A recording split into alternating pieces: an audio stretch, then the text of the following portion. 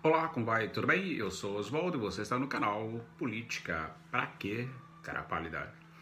Bom, falamos hoje, afinal, sobre Paulo Freire, afinal, que pregava o patrono da educação brasileira e que muita gente ama odiar, o Paulo Freire.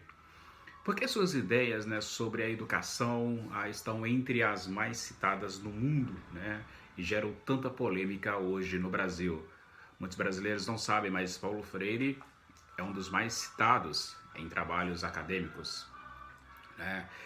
Pois bem, acho que se as pessoas chegassem a saber de fato, né, que Paulo Freire ele é um dos teóricos mais citados, dificilmente alguém acreditaria, né? Exceto aqueles que trabalham na área da educação, que gosta de ler, gosta de se inteirar no que acontece no mundo atual. Bom, mas por que Paulo Freire é tão criticado, né? Será que deveria ser tão criticado assim? Será por que as pessoas não entendem Paulo Freire? Este ano o Paulo Freire faria 100 anos agora em setembro, né? Ele morreu no dia 2 de maio de 1997, às vésperas, né, de seu centenário. Tem tido aí seu legado vilipendiado mesmo, né? Ou seja, chutado por todos os cantos por grupos da extrema-direita que acusam o Paulo Freire de doutrinação de esquerda. Veja só vocês, achar que Paulo Freire doutrina a esquerda. Quem nunca teve que nunca teve o respaldo, né, da sua teoria.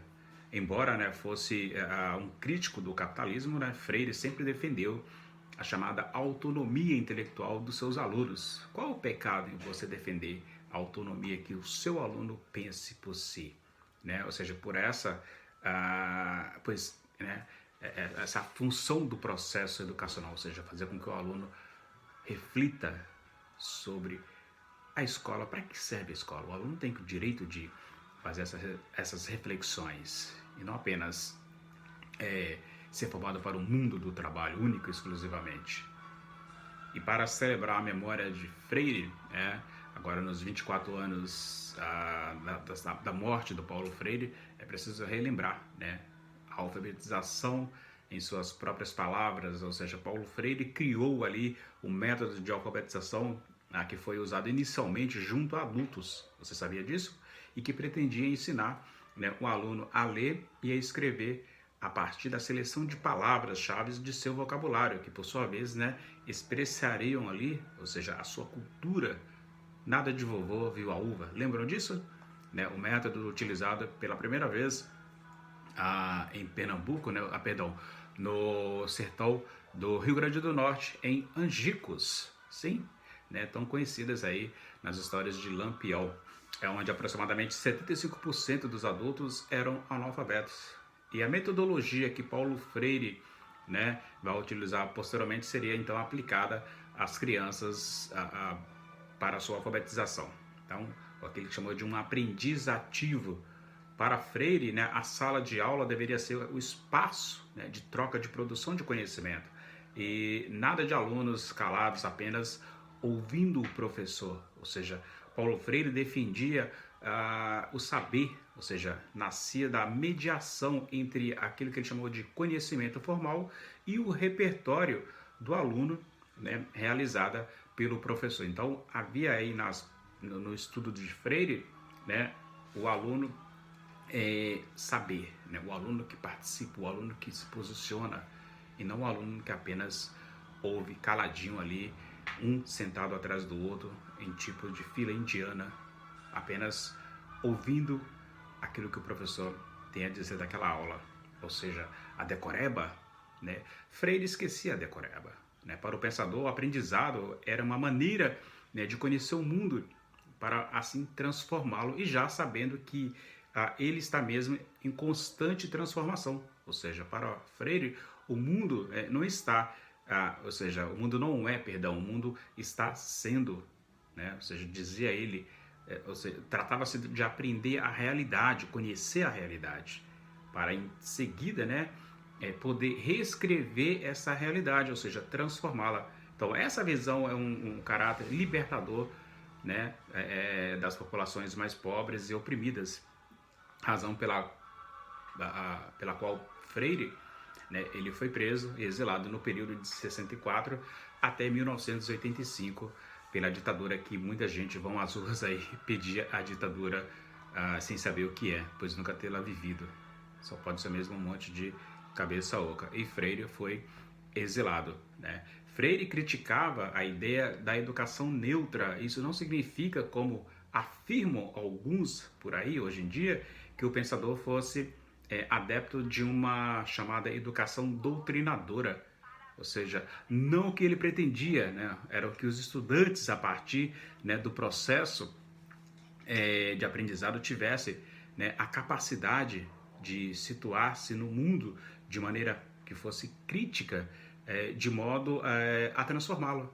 Né? Ou seja, então esta é a posição, ou seja, é isso que a gente quer, ou seja, que o aluno, né, seja, né, a partir desse processo de aprendizado, ele passa a ver o mundo com outros olhos, né? Não com os olhos do professor, mas com os próprios olhos, ou seja, essa capacidade de situar-se na sua realidade, né? E então ter, né, essa capacidade de criticar, de poder transformar o mundo em que ele está vivendo, ou seja, esta é a função da educação, e não apenas fazer com que o indivíduo seja neutro ou em cima do muro, mas a partir de uma educação que funciona como um instrumento, né, que seja usado para facilitar o que? A integração das gerações, né? Ou seja, nessa lógica atual do sistema qual nós vivemos, né, e trazer a conformidade como ela se torna, ou seja, a prática da liberdade, né? Ou seja, o meio pelo qual homens, mulheres, né, acabam por lidar com esta crítica, né, com esta realidade a qual vive, e acabam descobrindo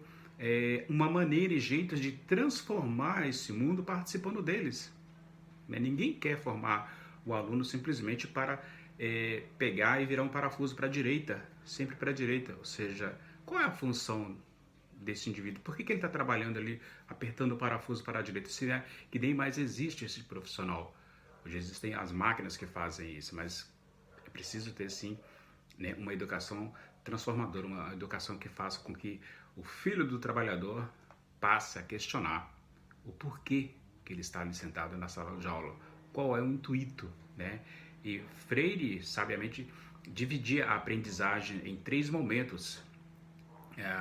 O primeiro deles, segundo Paulo Freire, é aquele que o educador, né, se inteira, né, do que o aluno conhece, do modo de trazer o universo desse aluno para dentro da sala de aula.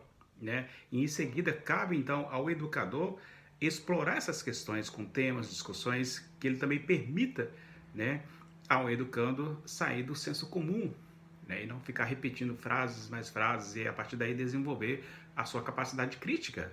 Né? Então, essa capacidade crítica que é necessário. Né?